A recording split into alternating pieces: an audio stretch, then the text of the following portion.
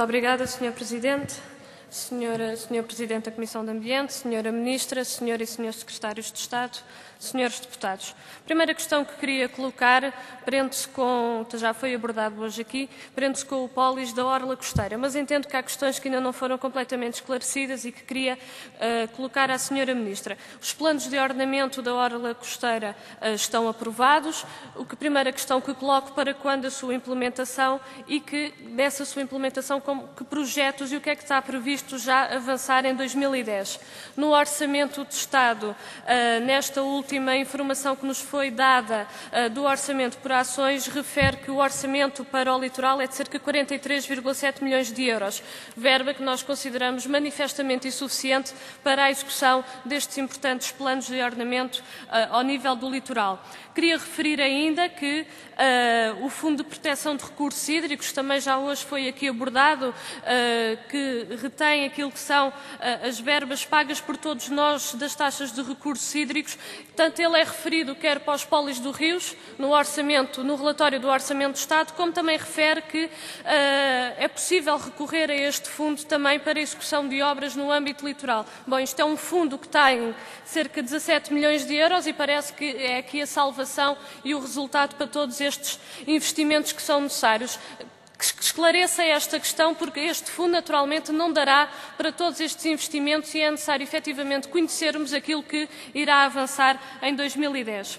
Um outro aspecto que queria abordar prende-se com o orçamento privativo das CCDRs e só para dizer o seguinte: as CCDRs têm ultimamente sido retirado um conjunto de meios para desenvolver as suas funções, meios estes que coloca com grandes dificuldades o desempenho daquilo que são as suas responsabilidades, tendo aspectos e reflexos negativos a este nível, nomeadamente em termos dos municípios, daquilo que tem a ver com o acompanhamento das revisões dos PDMs, dos planos de urbanização, dos planos de pormenor.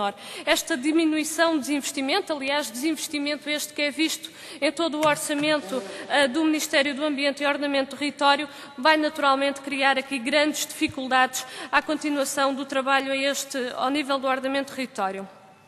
Uma terceira questão que queria colocar tinha a ver com o Instituto de Habitação e Reabilitação Urbana.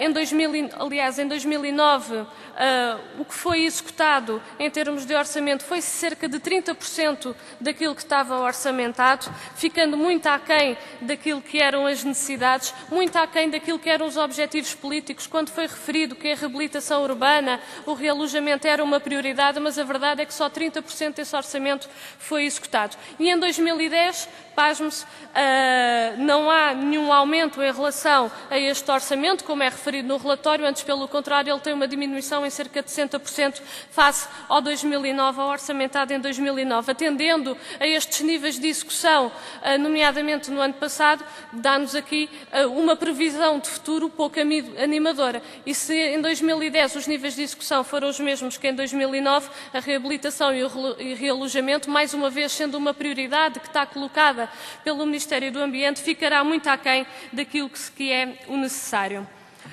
Uma outra questão prende-se com o projeto do Arco Ribeirinho do Sul. E queria-lhe colocar 3 questões muito concretas em relação a este projeto. Ele veio como prioridade e que refletido em 2009, surge novamente em 2010, entretanto foi criada e foi publicado os estatutos da sociedade que irá gerir todo o projeto.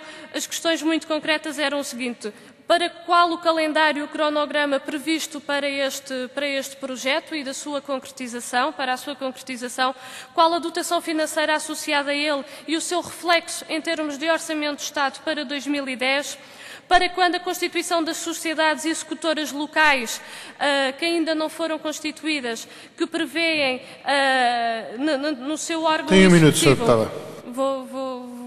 Obrigada. Prevê no seu órgão executivo 2 elementos executivos e um não executivo, em que os municípios não têm a possibilidade de ter um desses elementos executivos. Eu queria lhe perguntar o porquê dessa situação. E uma última questão, para terminar, prende-se com o plano de ordenamento do Parque Natural da Arrábida.